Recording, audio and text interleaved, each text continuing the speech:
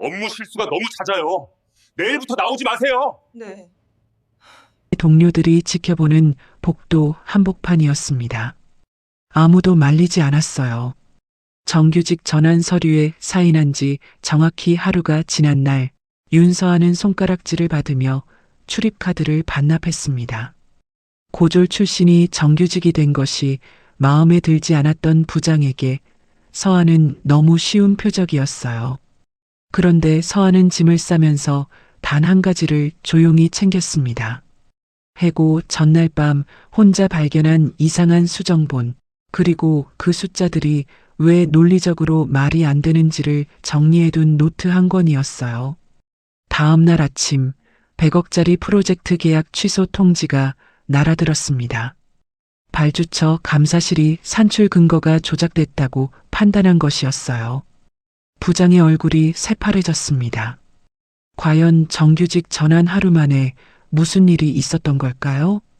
사연 시작 전 구독과 좋아요 눌러주시고 어디서 듣고 계신지 댓글로 남겨주세요. 마음으로 찾아가 감사 인사 전하고 싶습니다. 그럼 오늘의 사연 시작합니다.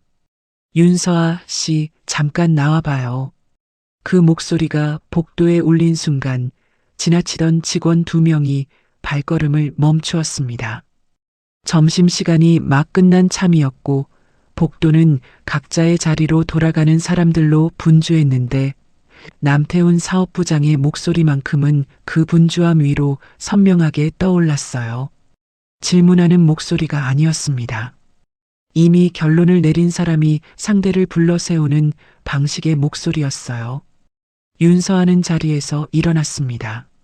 그날 아침 그녀의 책상 위에는 정규직 전환 계약서 사본이 놓여 있었어요. 사인한 지 정확히 하루가 지난 날이었습니다. 계약직으로 입사해 6달을 버텼고 팀 내에서 가장 꼼꼼하다는 말을 들어왔으며 그 6달의 끝에서 정규직 전환이라는 결과를 받아냈습니다. 그것이 어제의 일이었어요. 그런데 오늘 부장이 복도에서 이름을 부르고 있었습니다. 회의실 앞 복도였어요. 유리벽으로 된 회의실이 있었고 그 앞을 지나는 사람이라면 누구나 볼 수 있는 자리였습니다. 태우는 그 자리를 선택했어요. 굳이 자신의 방이 아니라 열린 공간을 선택했다는 것이 무엇을 의미하는지 서아는 직감했습니다. 실무 미스가 너무 잦아요. 어제 전환됐지만 내부 검토 결과 계속 함께하기 어렵다는 판단이 나왔습니다. 태훈의 말은 짧았고 깔끔했어요. 마치 오래 준비한 것처럼요. 실무 미스? 서아는 그 단어를 들으며 지난 6달을 빠르게 훑었습니다. 어떤 미스가 있었는지, 언제 어떤 실수를 했는지가 머릿속에서 정렬되었어요. 그러나 아무것도 떠오르지 않았습니다. 보고서 하나, 수치 하나 잘못 넘긴 것이 없었어요. 오히려 팀 내에서 서아만큼 꼼꼼하게 원본 자료를 관리하는 사람이 없다는 말을 들어왔습니다. 그런데 지금 실무 미스가 잦다는 말을 듣고 있었어요. 행정 직원이 다가왔습니다. 손에 봉투가 들려 있었고 그 안에 서아의 출입카드가 들어가야 했어요. 서아는 목에 걸린 카드를 내려다보았습니다. 복도를 지나던 몇 명이 멈추어 서 있었는데 시선을 피하면서도 이 상황을 보고 있었어요. 서아는 그 시선들을 느끼면서 소리를 높이고 싶다는 충동을 느꼈습니다. 이건 아니라고, 미스가 없었다고, 왜 이러는 거냐고 말하고 싶었어요. 그러나 하지 않았습니다. 소문이 커지면 프로젝트가 흔들린다는 것을 알고 있었어요. 지금 이 복도에서 서아가 소리를 지르면 내일 아침 이 회사 안에서 가장 많이 떠도는 이야기가 될 것이었습니다. 그리고 그 이야기 안에서 서아는 사실 여부와 상관없이 감정 조절이 안 되는 사람으로 정리될 것이었어요. 그것이 태훈이 원하는 장면이라는 것도 알았습니다. 서아는 출입카드를 봉투 안에 넣었습니다. 조용히, 떨지 않고요. 태훈은 그 모습을 바라보면서 무언가를 기대하는 것 같았어요. 반응을, 저항을, 혹은 무너지는 모습을요. 그러나 서한은 아무것도 주지 않았습니다. 대신 한마디만 했어요. 제가 정리한 자료들, 인수인계 필요한 것 있으면 말씀해 주세요. 그리고 자리로 돌아가 개인 물품을 챙겼습니다. 서랍 안의 것들, 책상 위의 것들을 하나씩 가방에 넣었어요. 손이 떨리지 않았습니다. 아니, 정확히는 떨리지 않으려고 단단히 쥐고 있었어요. 팀원들은 아무도 말을 건네지 않았습니다. 눈을 마주치려는 사람도 없었어요. 서한은 그 침묵을 모두 느끼면서 가방을 들고 자리에서 일어섰습니다. 엘리베이터를 기다리는 동안 서한은 어제 밤의 일을 떠올렸습니다. 정규직 전환 서류에 사인하고 퇴근하기 전까지 서한은 자리에 남아 입찰 자료를 정리하고 있었어요. 정규직이 된 첫날 뭔가 제대로 된 성과를 만들어 보고 싶었습니다. 그때 발견한 것이 있었어요.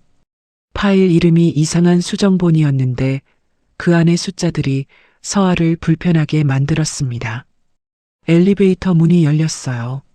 서한은 그 안으로 들어가면서 어젯밤 자신이 노트에 정리해둔 것들을 생각했습니다. 버리지 않은 것들이 있었어요. 서하 자신도 아직 그것이 무엇을 의미하는지 몰랐습니다. 다만 버리면 안 된다는 것은 알고 있었어요. 엘리베이터 문이 닫혔고 서하는 건물 밖으로 나왔습니다. 햇살이 쏟아졌는데 그것이 위로가 되지는 않았어요. 그러나 무너지는 기분도 아니었습니다. 아직 끝난 것이 아니라는 감각이 가방 안의 노트처럼 묵직하게 자리하고 있었어요. 서하가 회사를 나간 다음 날 아침 팀 안에 긴급 메시지가 돌았습니다. 발주처에서 공문이 왔다는 내용이었는데 정확한 내용은 빠르게 퍼졌어요. 스마트시티 관제 프로젝트, 계약 보류 및 취소 검토 통지, 100억 규모의 계약이었습니다. 팀원들이 지난 몇 달을 쏟아부은 프로젝트였어요. 사유는 명확했습니다. 발주처 감사실이 계약서에 첨부된 핵심 산출 근거, 즉 투입 인력과 원가, 리스크 비용 항목 일부가 허위이거나 부정확하다는 1차 판단을 내린 것이었어요. 계약 보류는 단순한 서류 문제가 아니었습니다. 발주처가 근거의 신뢰성 자체를 문제 삼은 것이었어요. 이것이 계약 취소로 이어지면 단순한 금전 손실을 넘어서 회사의 입찰 이력과 신뢰도 전반에 타격이 오는 것이었습니다. 팀 안은 패닉 상태였어요. 아침 회의가 소집되었는데 회의실 안의 공기가 평소와 달랐습니다. 말을 먼저 꺼내는 사람이 없었어요. 모두가 서로를 바라보다가 태훈을 바라보았는데 태훈의 표정은 굳어 있었지만 목소리는 평소와 비슷한 톤을 유지하고 있었습니다. 그것이 오히려 이상하게 느껴졌어요. 100억 계약이 흔들리는 상황에서 부장이 지나치게 차분하다는 것이요. 서류 정리 과정에서 오류가 생긴 것 같습니다. 실무진 쪽에서 확인하고 정정본을 올려야 할 것 같아요. 태훈의 말은 그것이 전부였습니다. 실무진 쪽에서 그 말이 회의실 안에서 어떤 방향을 가리키는지 자리에 앉은 사람들은 모두 느꼈어요. 오류를 누가 만들었는지에 대한 질문은 없었고 어떤 과정에서 수치가 바뀌었는지에 대한 설명도 없었으며 그저 실무진 쪽에서 정리하라는 말만 있었습니다. 팀원들은 각자 자신의 작업 파일을 열기 시작했어요. 그런데 문제가 있었습니다. 발주처가 문제 삼은 항목들을 들여다보면 볼수록 그것이 단순한 오류가 아니라는 것이 보였어요. 리스크 비용 항목이 원래보다 낮아져 있었고 투입 인력수가 실제 계획보다 줄어 있었으며 그 변경이 언제 어떤 파일 버전에서 이루어진 것인지가 불분명했습니다. 단순 오타나 계산 실수로 설명되지 않는 변경이었어요. 발주처가 요구한 것은 정정본이 아니었습니다. 근거였어요. 왜 이 수치가 사용되었는지, 그 수치를 뒷받침하는 협력사 견적서와 원가 산출 근거가 무엇인지를 제시하라는 것이었습니다. 그리고 그 근거가 제출되지 않으면 계약 취소 절차로 넘어가겠다는 것이었어요. 팀원들이 파일을 뒤졌습니다. 원본 견적 메일, 협력사 제안서, 산출표 초안을 찾기 시작했어요. 그런데 정리된 것이 없었습니다. 정확히는 누군가 정리해 두었던 것이 있었는데 그 사람이 어제 회사를 나간 것이었어요. 팀원 한 명이 조용히 말했습니다. 서아 씨가 그 자료들을 제일 잘 알고 있었는데 라고요. 회의실 안이 잠시 조용해졌습니다. 태훈의 표정이 미세하게 굳었어요. 서아가 그 파일을 처음 발견한 것은 정규직 전환 서류에 사인하고 자리로 돌아온 직후였습니다. 오후 늦은 시각이었는데 대부분의 팀원들은 퇴근 준비를 하거나 이미 나간 상태였어요. 서아는 자리에 남아 있었습니다. 정규직이 된 첫날이었으니까요. 뭔가 더 잘하고 싶었고 다음날 아침 팀에 보여줄 수 있는 것을 하나 만들어두고 싶었습니다. 그것이 계약 자료 최종 정리였어요. 입찰 관련 폴더를 열었을 때 파일 목록 중에 이름이 눈에 걸리는 것이 있었습니다. V 파이널 투 리바이즈드라는 이름의 파일이었어요. 버전 관리를 할 때 파이널이라는 이름이 붙으면 그것이 마지막 버전이어야 하는데 그 뒤에 숫자와 리바이즈드가 더 붙어 있었습니다.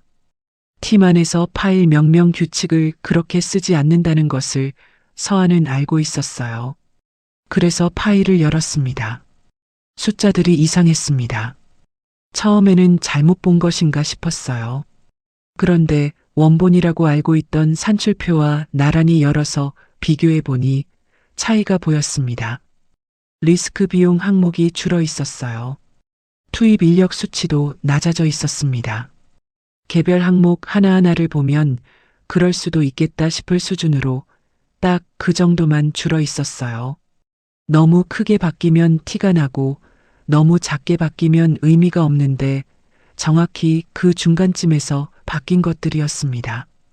그 그럴듯함이 오히려 서아를 불편하게 만들었어요. 이것이 실수라면 이렇게 일관성 있게 한 방향으로만 바뀌기 어렵습니다. 실수는 들쭉날쭉해요. 어떤 항목은 높아지고 어떤 항목은 낮아지는 것이 자연스러운 오류의 형태입니다. 그런데 이 파일의 변경은 모두 같은 방향이었어요. 비용을 낮추는 방향으로요. 서아는 파일을 닫지 않았습니다. 대신 원본 근거 자료들을 찾기 시작했어요. 협력사에서 보내온 견적 메일, 제안서, 산출표 초안이 각각 어디 있는지를 확인했습니다. 자신이 접근 권한을 가진 폴더 안에서 자신이 작업하면서 자연스럽게 알게 된 자료들이었어요. 서아는 그것들의 위치를 확인하고 각 자료가 어떤 수치를 뒷받침하는지를 자신의 노트에 정리하기 시작했습니다. 파일을 무단으로 복사하거나 외부로 반출하려는 것이 아니었어요. 어디에 무엇이 있는지, 어떤 자료가 어떤 수치의 근거가 되는지를 자신만 알아볼 수 있는 방식으로 정리한 것이었습니다. 자료의 논리적 연결고리를 팩트팩의 형태로 노트에 담은 것이었어요.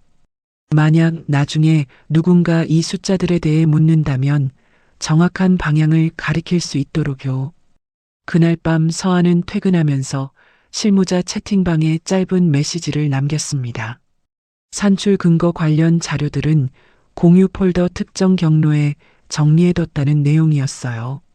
누군가 필요할 때 찾을 수 있도록 위치만 안내한 것이었는데 그때는 그 메시지가 이틀 뒤에 어떤 의미를 가지게 될지 알지 못했습니다.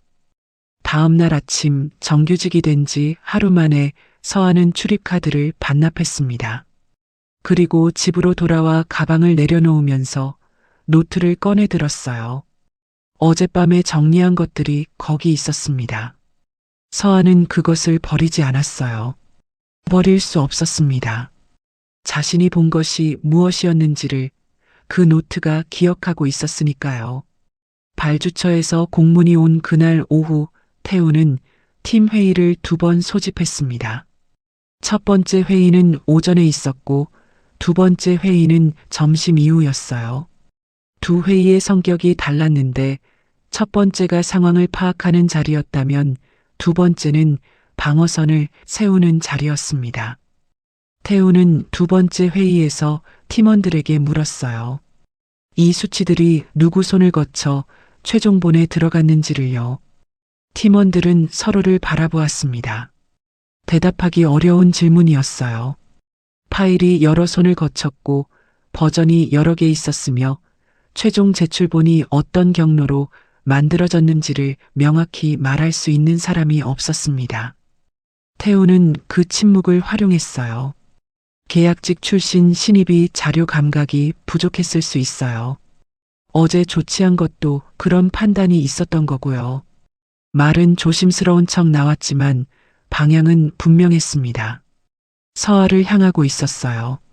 어제 해고된 사람에게 오늘의 문제를 연결하는 것이었습니다. 서아는 자리에 없었고 반박할 수 없었으며 이미 조치가 끝난 사람이었어요. 희생양으로 삼기에 가장 편한 조건이었습니다. 태우는 인사팀에도 연락을 취했습니다. 서아의 정규직 전환 취소가 단순히 내부 판단에 의한 것이 아니라 실무 능력 문제로 인한 불가피한 조치였다는 것을 기록으로 남기려는 것이었어요. 계약 취소 사태와 서아의 해고를 연결하는 프레임을 만들면 감사실이 책임 소재를 따질 때 방어할 근거가 생기는 것이었습니다. 그러나 태훈이 계산하지 못한 것이 있었어요. 발주처 감사실이 원하는 것은 누가 실수했느냐가 아니라는 것이었습니다. 그들이 요구한 것은 근거였어요. 수치가 왜 그렇게 되었는지를 설명할 수 있는 원본 자료였습니다. 그리고 그 근거를 내놓으려면 원본 자료가 어디 있는지를 알아야 했어요. 팀원들이 폴더를 뒤지기 시작했습니다. 협력사 견적 메일, 원가 산출 초안, 제안서 원본을 찾았지만 연결이 되지 않았어요. 파일들이 각각 다른 폴더에 흩어져 있었고 어떤 자료가 어떤 수치와 연결되는지가 정리된 것이 없었습니다. 그것을 정리해둔 사람이 있었는데 그 사람이 어제 나간 것이었어요. 팀원 김도영이 서랍에서 뭔가를 꺼내 들었습니다. 실무자 채팅방을 열었어요. 그리고 스크롤을 올리다가 멈추었습니다. 어제 저녁 서아가 남긴 메시지가 있었어요. 산출 근거 관련 자료들을 특정 공유 폴더에 정리해뒀다는 내용이었습니다. 도영은 그 폴더 경로를 따라가 보았어요. 자료들이 있었습니다. 협력사 제안서, 견적 메일, 산출표 초안이 날짜 순서대로 정리되어 있었어요. 서아가 어젯밤 자리를 떠나기 전에 남겨둔 것이었습니다. 도영은 그 폴더를 열어두고 한동안 바라보았어요. 그리고 태훈을 돌아보았습니다. 태훈은 그 시선의 의미를 느꼈어요. 해고된 사람이 남긴 자료가 지금 이 상황을 해결할 수 있는 유일한 열쇠가 되고 있다는 것을요. 태훈이 그 사실을 어떻게 사용할 것인지를 생각하기 시작했을 때 도영의 휴대폰이 울렸습니다. 발주처 감사실에서 직접 연락이 온 것이었어요. 담당자 이름은 정지훈이었고 다음 날 방문 일정을 잡겠다는 내용이었습니다. 그리고 그 연락 안에는 한 가지가 덧붙여져 있었어요. 어제 해고된 실무자가 산출 근거를 가장 자세히 알고 있다는 이야기를 들었다는 것이었습니다. 태훈의 얼굴이 굳었습니다. 계획이 계획대로 되지 않고 있었어요. 발주처 감사실 정지훈이 처음으로 이름을 드러낸 것은 팀원 도영의 휴대폰 화면 위에서였습니다. 그러나 그녀가 실제로 존재감을 만들어낸 것은 다음 날 아침 회의실 안에서였어요. 정지훈은 혼자 왔습니다. 감사팀 전체가 움직이는 방식이 아니라 담당자 한 명이 서류 가방 하나를 들고 나타나는 방식이었어요. 그것이 오히려 더 무거웠습니다. 거대한 팀이 몰려오면 상대할 수 있지만 정확한 질문을 가진 한 사람은 막기가 어렵거든요. 회의실에는 태훈과 팀원 몇 명, 그리고 회사 측 법무 담당자가 자리를 잡았습니다. 정지우는 자리에 앉으면서 인사를 나누었는데 목소리가 차분했어요. 날카롭다기보다는 정확하다는 표현이 더 맞았습니다. 서두르는 것 없이, 그러나 쓸데없는 것도 없이 필요한 것만 꺼내는 방식이었어요. 계약서 5페이지 리스크 비용 항목, 이 수치의 근거 메일을 보여주실 수 있나요? 첫 번째 질문이었습니다. 태우는 담당 팀원 쪽을 바라보았어요. 팀원이 노트북을 열었고 폴더를 뒤지기 시작했습니다. 시간이 걸렸어요. 정지우는 기다렸습니다. 서두르라는 말도 재촉하는 표정도 없었어요. 그냥 기다렸는데 그 기다림이 오히려 회의실 안의 긴장을 높였습니다. 협력사 견적은요? 투입 인력 산출 근거는요? 두 번째, 세 번째 질문이 이어졌어요. 태우는 대화를 다른 방향으로 돌리려 했습니다. 서류 정리 과정에서 오류가 있었을 수 있고 그것을 정정하는 방향으로 협의할 수 있다는 말을 꺼냈어요. 정지우는 그 말을 끊지 않았습니다. 끝까지 들었어요. 그리고 나서 물었습니다. 정정본을 원하는 것이 아니에요. 원래 이 수치들이 어디서 나왔는지를 묻는 거예요. 왜 이 항목이 줄었는지, 그 결정의 근거가 무엇인지요. 그 질문 앞에서 태우는 처음으로 말이 막혔습니다. 정정본을 요구했다면 새로 만들면 그만이었어요. 그러나 원래 수치의 근거를 요구하는 것은 달랐습니다. 원래 수치가 어떻게 만들어졌는지를 설명할 수 있어야 했는데 그 설명이 지금 이 회의실 안에 없었어요.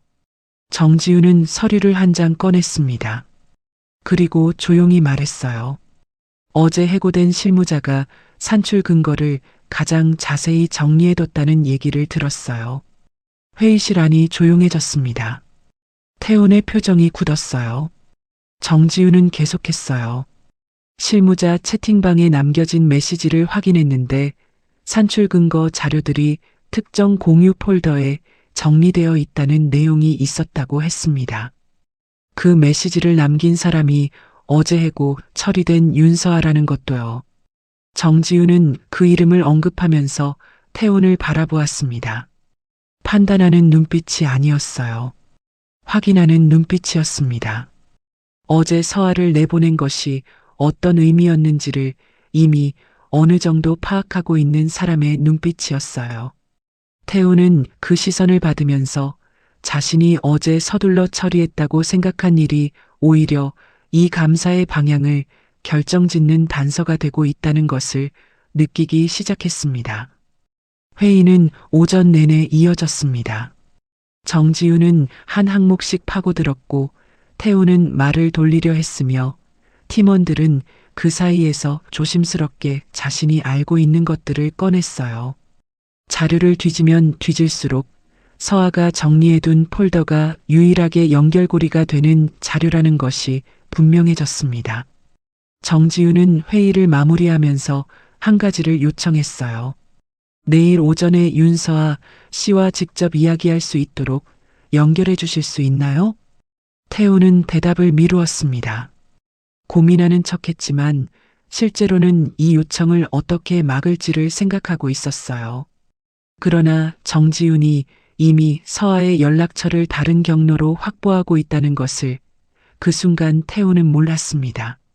서아가 정지훈에게 연락을 받은 것은 그날 저녁이었습니다. 모르는 번호였는데 받자마자 상대가 발주처 감사실 담당자라고 밝혔어요. 서아는 잠시 침묵했습니다. 예상하지 못한 연락이었어요. 해고된 지 이틀이 지났고 자신은 이미 그 회사와 아무 관계가 없는 사람이었는데 발주처 감사실에서 직접 연락이 왔다는 것이 낯설었습니다. 정지우는 길게 설명하지 않았어요. 산출 근거 자료를 확인해야 하는데 서아가 가장 잘 알고 있다는 이야기를 들었다고 했습니다. 내일 오전에 회사 로비에서 만날 수 있느냐고 물었어요. 서아는 잠시 생각했습니다. 이것이 어떤 상황으로 이어질지, 자신이 거기 나타나는 것이 어떤 의미가 될지를요. 그러나 답은 어렵지 않았습니다. 서아가 노트를 버리지 않은 이유가 있었어요. 자신이 본 것이 무엇인지를 누군가 물어봐 주기를 기다렸던 것이었는지도 모릅니다. 서아는 내일 오전에 로비에서 만나겠다고 했어요. 다음 날 아침 회사 로비에 서아가 들어섰습니다. 이틀 전에 출입카드를 반납한 곳이었어요. 그때는 가방 안에 개인 물품을 들고 나가던 방향이었는데 지금은 들어오는 방향이었습니다. 정지훈이 로비에 먼저 와 있었어요. 두 사람은 짧게 인사를 나누었고 서아는 가방에서 노트를 꺼냈습니다. 로비 한쪽 소파에 앉아서 서아는 자신이 정리한 것들을 펼쳤어요. 화려하지 않았습니다. 노트 한 권이었고 그 안에 자료들의 위치와 논리적 연결고리가 정리되어 있었어요. 감정을 담은 것이 아니었습니다. 어떤 협력사 견적서가 어떤 항목의 근거였고 그 항목이 최종 제출본에서 어떻게 달라졌으며 그 차이가 논리적으로 설명이 되는지 아닌지를 서아 자신의 말로 정리한 것이었어요. 정지훈은 노트를 들여다보면서 질문을 이어갔습니다. 서아는 하나씩 대답했어요. 누가 했는지를 말하는 것이 아니었습니다. 무엇이 어떻게 바뀌었는지를, 그것이 논리적으로 이상한 이유가 무엇인지를 설명했어요. 수치가 줄어드는 방향으로만 일관성 있게 바뀌었다는 것, 실수라면 이렇게 한 방향으로만 바뀌기 어렵다는 것, 그리고 변경된 파일 버전이 원본 작업 흐름에서 자연스럽게 나온 것이 아니라는 것을요. 정지훈은 서아의 말을 들으면서 노트에 무언가를 적었습니다. 그리고 한 가지를 물었어요. 이걸 왜 정리해뒀어요? 해고될 줄 몰랐을 때인데. 서아는 잠시 생각하다가 답했습니다. 이상하다고 느꼈으니까요. 그리고 이상한 걸 본 사람이 나밖에 없을 것 같아서요. 정지훈은 그 말을 듣고 나서 잠시 서아를 바라보았습니다. 그 눈빛 안에 무언가가 담겨 있었어요. 이 사람을 어떻게 써야 할지를 결정한 사람의 눈빛이었습니다.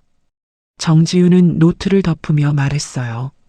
감사 절차를 공식화하겠습니다. 그 말이 로비 안에 조용히 떨어졌습니다. 서아는 그 말의 무게를 느꼈어요. 공식화라는 것은 이제 이 일이 단순한 서류 오류로 처리되지 않는다는 것을 의미했습니다. 누군가의 책임이 물어지는 과정이 시작된다는 것이었어요. 로비 안쪽에서 직원들이 출근하고 있었습니다. 그중 몇 명이 서아를 알아보았어요. 해고된 사람이 발주처 감사 담당자와 나란히 앉아 있는 것을 보고 발걸음이 잠깐 흔들렸습니다. 어제까지 서아를 외면했던 공간이 지금은 서아를 다시 바라보고 있었어요. 감사실이 공식 절차에 들어가면서 질문의 방향이 달라졌습니다. 더 이상 어떤 수치가 틀렸느냐를 묻는 것이 아니었어요. 그 수치가 왜 누구의 판단으로 바뀌었느냐를 묻기 시작했습니다. 조사 대상이 서류에서 사람으로 이동한 것이었어요. 감사실은 산출 근거 회의 참석자 명단을 요청했습니다. 결제 라인과 협력사 커뮤니케이션 기록도 요청했어요. 회의 캘린더 메모, 이메일 수발신 기록, 파일 수정 이력이 하나씩 제출되었습니다. 그것들을 대조하는 과정에서 윤곽이 잡히기 시작했어요. 수치 조정이 이루어진 시점을 전후로 특정 회의가 있었다는 것이 확인되었습니다. 그 회의의 참석자 중에 태훈이 있었고 그 회의 이후에 파일 버전이 바뀌었어요. 태훈은 실무진이 임의로 수정한 것이라는 주장을 유지했습니다. 자신이 지시한 것이 아니라 담당 실무자가 자체적으로 판단해 바꾼 것이라는 거였어요. 그러나 그 주장을 무너뜨린 것은 생각보다 작은 것에서 나왔습니다. 회의 캘린더에 첨부된 메모였어요. 태훈이 직접 입력한 것이었는데 거기에 이 항목 원가를 특정 수준 이하로 맞출 것이라는 내용이 들어 있었습니다. 그것이 지시였는지 목표였는지를 두고 태우는 해석의 여지가 있다고 했지만 감사실은 그것을 다르게 읽었어요. 수치를 낮추는 방향의 결정이 위에서부터 내려왔다는 것을요. 그리고 팀원 김도영이 입을 열었습니다. 도영은 그날 오전까지도 말하지 않으려 했어요. 조직 안에서 증언이라는 것이 어떤 결과를 가져오는지를 알고 있었으니까요. 그러나 감사실이 자료를 하나씩 꺼내며 질문을 이어가는 동안 도영은 자신이 알고 있는 것을 계속 감추는 것이 어떤 의미인지를 생각하기 시작했습니다. 침묵도 일종의 선택이었어요. 그리고 그 선택이 무엇을 묵인하는 것인지를요. 부장님이 이 정도면 발주처는 못 알아본다고 했어요. 도영의 목소리는 낮았지만 분명했습니다. 회의실 안이 잠시 조용해졌어요. 태우는 도영을 바라보았는데 그 눈빛 안에 배신감과 당혹감이 섞여 있었습니다. 도영은 시선을 피하지 않았어요. 한 번 꺼낸 말은 되돌릴 수 없었습니다. 감사실은 추가 진술자 확인을 요청했습니다. 같은 말을 들은 사람이 더 있는지를 확인하는 것이었어요. 도영만이 아니었습니다. 그날 회의에 있었던 팀원 2명이 비슷한 내용을 기억하고 있었어요. 각자가 기억하는 방식은 조금씩 달랐지만 핵심은 같았습니다. 수치를 낮추라는 말이 위에서 내려왔다는 것이었어요. 발주처는 계약 취소를 확정하는 대신 조건부 전환을 제시했습니다. 허위 조정의 책임자를 분리 조치할 것, 산출 근거를 재검증하고 재승인을 받을 것, 향후 계약에서 준법 프로세스를 강화할 것. 3가지였어요. 이것은 단순히 서류를 다시 내라는 것이 아니었습니다. 회사 안의 구조를 바꾸라는 것이었어요. 태우는 그날 오후 회사 측 법무팀과 별도 면담을 가졌습니다. 회의실에서 나오는 그의 얼굴은 아침과 달라져 있었어요. 실적과 자리와 신뢰가 동시에 흔들리는 사람의 얼굴이었습니다. 오랫동안 자신이 쌓아온 것들이 무너지는 속도가 생각보다 빠르다는 것을 그날 처음으로 실감하고 있었어요. 서아는 그날 오후 정지윤에게 연락을 받았습니다. 감사 절차가 진행되고 있으며 서아가 제시한 팩트팩이 핵심 근거로 활용되고 있다는 내용이었어요. 그리고 한 가지를 더 물었습니다. 향후 어떻게 하고 싶은지를요. 서아가 정지윤의 질문을 받았을 때 처음으로 떠오른 것은 복직이 아니었습니다. 다시 그 자리로 돌아가는 것, 정규직 계약서를 다시 받는 것이 먼저 생각나지 않았어요. 대신 다른 것이 먼저 왔습니다. 자신이 발견한 것을 자신이 아닌 다른 사람이 발견했다면 어떻게 됐을까 하는 생각이요. 그 사람도 같은 방식으로 내보내졌을까? 그 사람도 이렇게 운 좋게 근거를 남겨두었을까? 그렇지 않았다면 이 일은 조용히 묻혔을까? 서아는 정지윤에게 한 가지를 요청했습니다. 복직이 아니었어요. 요청의 방향이 달랐습니다. 다시는 신입이나 비정규직에게 책임을 뒤집어 씌우지 못하도록 프로세스와 권한 구조를 바꾸자고 해주세요. 정지윤은 그 말을 듣고 잠시 침묵했습니다. 자신의 이익보다 구조를 먼저 말하는 사람을 자주 만나지는 못했어요. 정지윤은 고개를 끄덕이며 말했습니다. 발주처 입장에서 할 수 있는 것을 하겠다고요. 회사 측에서는 대외 신뢰 회복을 위한 움직임이 빠르게 이루어졌습니다. 태우는 담당 직무에서 배제되었고 그 자리에 임시 대리인이 지정되었어요. 내부 감사 라인과 준법 프로세스를 담당할 별도 조직 신설도 결정되었습니다. 발주처가 요구한 3가지 조건을 충족하기 위한 것이었는데 그 과정에서 서아가 남긴 팩트팩의 구조가 하나의 참고 기준이 되었어요. 어떤 자료를 어떻게 정리해 두어야 근거로서 의미가 있는지를 서아가 이미 보여주었기 때문이었습니다. 정지윤은 발주처 측 공식 의견을 회사에 전달했습니다. 문서 형태로 작성된 것이었는데 그 안에 한 문장이 있었어요. 문제를 만든 사람보다 문제를 발견하고 정리한 사람을 보호하라. 그 문장이 회사 내부에 공유되었을 때 서아의 이름이 함께 언급되었습니다. 해고 사흘 만에 서아라는 이름이 다른 맥락으로 사내에 돌기 시작한 것이었어요. 서아는 팀 내 복귀 대신 다른 포지션을 제안받았습니다. 프로젝트 품질과 근거 관리를 전담하는 자리였어요. 입찰 자료의 산출 근거가 적정하게 작성되었는지를 검토하고 버전 관리와 자료 보존 체계를 설계하는 역할이었습니다.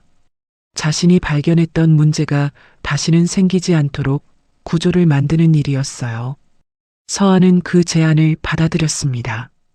원래 있던 자리로 돌아가는 것이 아니었어요.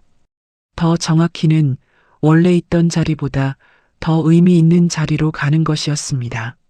자신이 계약직으로 들어와 고졸이라는 이유로 정규직이 되어서는 안 된다는 편견을 받았고 그 편견의 끝에서 해고되었으며 그러나 그 과정에서 자신이 가진 것이 무엇인지를 스스로 증명했어요. 새 자리를 배정받은 첫날, 서아는 빈 회의실에 혼자 앉았습니다. 책상 위에 노트를 꺼내 들었어요. 팩트팩을 처음 정리했던 그 노트였습니다. 서아는 첫 페이지를 펼쳤어요.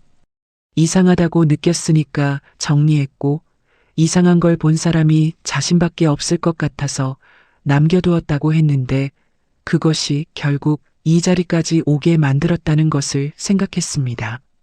서아는 노트 첫 페이지 상단에 짧게 적었어요.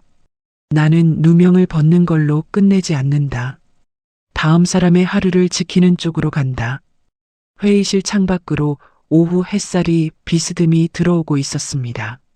서아는 노트를 덮고 자리에서 일어났어요. 해야 할 일들이 있었고 그 일들이 처음으로 두렵지 않았습니다. 아니, 정확히는 두렵지만 피하고 싶지 않았어요. 그것이 달라진 것이었습니다.